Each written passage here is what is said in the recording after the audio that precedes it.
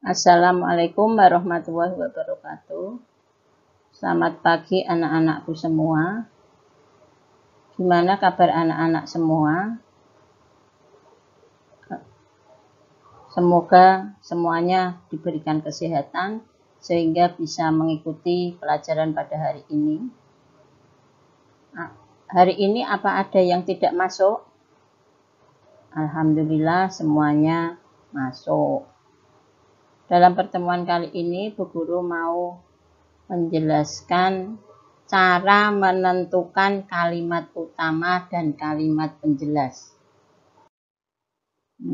Sebelum menjelaskan apa itu kalimat utama dan kalimat penjelas, ini Bu Guru mau mengupas satu persatu. Yang pertama, kalimat utama.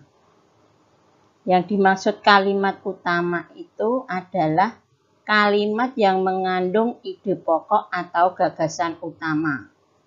Jadi, kalimat utama itu bisa disebut dengan ide pokok atau gagasan utama. Apa itu gagasan utama atau kalimat utama atau ide pokok?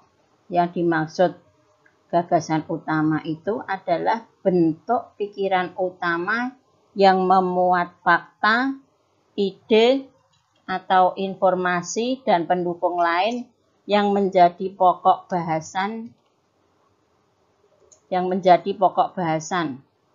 Jadi nanti ada dalam paragraf itu ada gagasan utama. Gagasan utama bisa berada di awal letaknya, nggih. Gagasan utama itu letaknya ada di awal paragraf, tengah paragraf, atau akhir paragraf. Jadi nanti ada yang di awal, ada yang di tengah, dan ada yang di akhir. Selanjutnya, Bu Guru mau menjelaskan tentang kalimat penjelas. Apa itu kalimat penjelas? Kalimat penjelas adalah kalimat yang berisi penjabaran dari kalimat utama. Kalimat penjelas itu adalah kalimat yang menjelaskan kalimat utama. Jadi nanti ada kalimat utama, terus selanjutnya kalimat selanjutnya itu disebut kalimat penjelas. Kalimat penjelas disebut juga kalimat pendukung, karena kalimat penjelas ini kalimat yang mendukung kalimat utama. Kalimat penjelas adalah kalimat-kalimat yang isinya merupakan penjelasan, uraian, atau berupa rincian-rincian detail tentang kalimat utama suatu paragraf. Jadi, kalimat penjelas itu kalimat yang isinya menjelaskan daripada kalimat utama. Berisi penjelasan, uraian, berupa rincian-rincian dari kalimat utama suatu paragraf. Macam-macam kalimat utama letaknya, dilihat dari letak kalimat utama. Kalimat utama yang di awal paragraf itu disebut deduktif. Jadi nanti kalimat utama dalam paragraf tadi nanti ada pertama kalimat utama, terus kedua kalimat penjelas yang bersifat khusus, dan kalimat penjelas lagi yang bersifat khusus. Contoh kalimat utama yang di awal paragraf. Ini kalimat nomor 1. Pohon sangat bermanfaat bagi kehidupan manusia. Kalimat kedua, salah satu manfaatnya yaitu menjaga ketersediaan oksigen bagi makhluk hidup. Kalimat ketiga, selain itu pohon juga bisa dimanfaatkan buah atau batangnya untuk dikonsumsi. Anak-anakku semua, dari contoh paragraf di atas, kita bisa mencari kalimat utamanya. Kalimat utamanya ada di kalimat nomor 1. Jadi kalimat nomor 2 dan kalimat nomor 3 itu merupakan kalimat penjelas. Selanjutnya, yang kedua, kalimat utama yang di akhir paragraf atau induktif. Itu nanti ada kalimat penjelas bersifat khusus, kalimat penjelas bersifat khusus, baru kalimat utama. Kalimat utamanya ada di terakhir paragraf.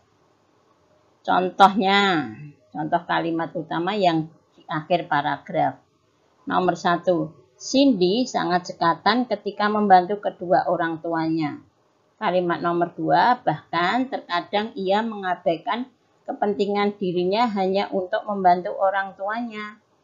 Yang ketiga, Cindy juga sering membantu adiknya belajar ketika adiknya mengalami kesulitan. Nomor 4, oleh karena itu, kedua orang tua Cindy sangat menyayangi putri satu-satunya itu. Dari paragraf di atas, kita dapat mengambil kesimpulan kalimat utamanya terletak pada kalimat nomor 4. Dan kalimat nomor 1, nomor 2, dan 3 itu merupakan kalimat penjelas. Kalimat yang menjelaskan kalimat utama. Selanjutnya, kalimat utama yang di awal dan di akhir paragraf atau disebut campuran. Ini nanti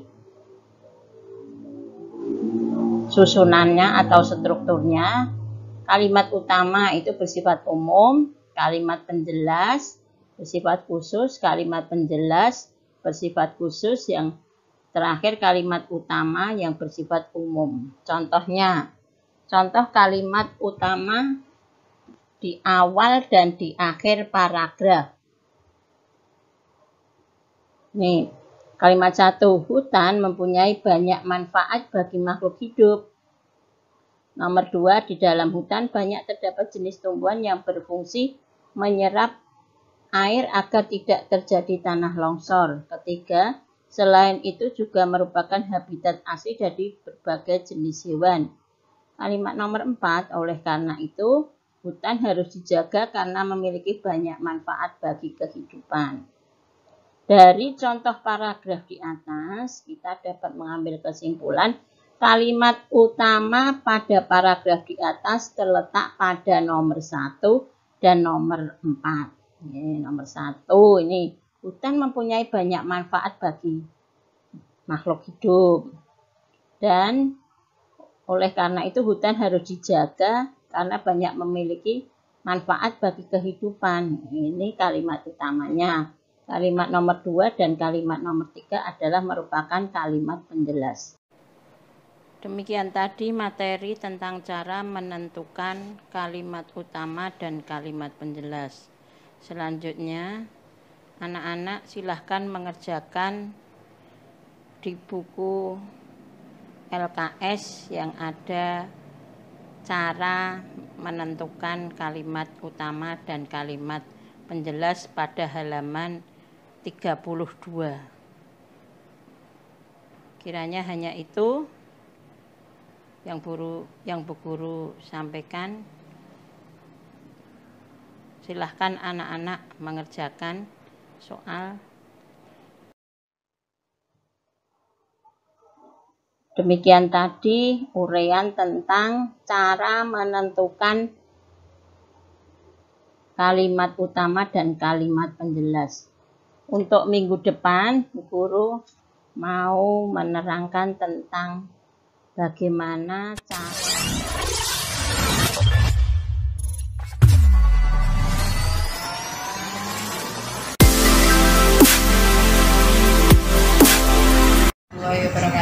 Waalaikumsalam warahmatullahi wabarakatuh. Kami dari kelompok 2 ingin mempraktekkan tentang resonansi bunyi. Alat-alat dan bahan yang dibutuhkan, yang pertama adalah 1 mangkok besar, kemudian 1 gulung kertas wrap, kemudian sekitar beberapa butir beras, sekitar 30 butir, kemudian 10 gelang karet dan 1 loyang aluminium yang berbentuk persegi. Langkah pertama, rentangkan plastik wrap di atas mangkok.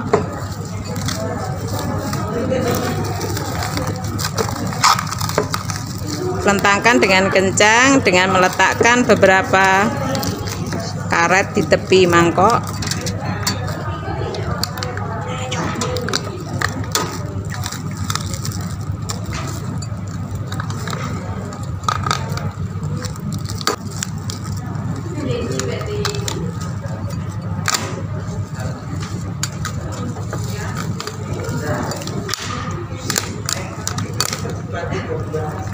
Pastikan sampai benar-benar plastik terentang dengan kencang ya.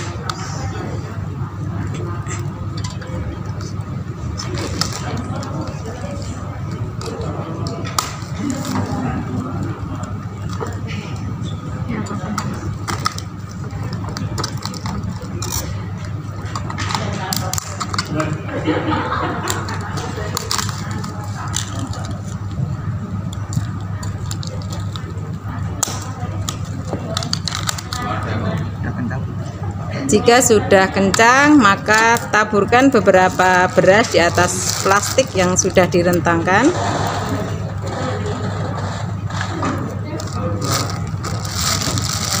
Kemudian buatlah bunyi-bunyian dengan menggunakan loyang aluminium yang dipukul.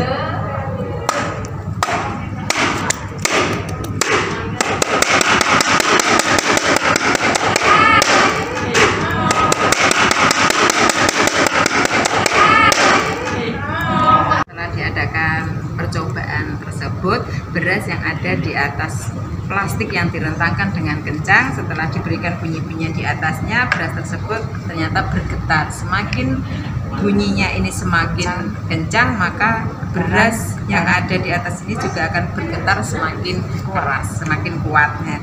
Demikian praktek dari kelompok 2. Kurang lebihnya mohon maaf. Assalamualaikum warahmatullahi wabarakatuh. Waalaikumsalam warahmatullahi wabarakatuh. Salamat.on dibt acme blendadong katan pertama kelas 37.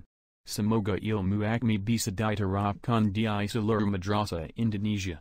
Sehingga semua santri mampu menerapkan literasi membrika, literasi sosial budaya, literasi numerasi, dan literasi sound di dalam kehidupannya.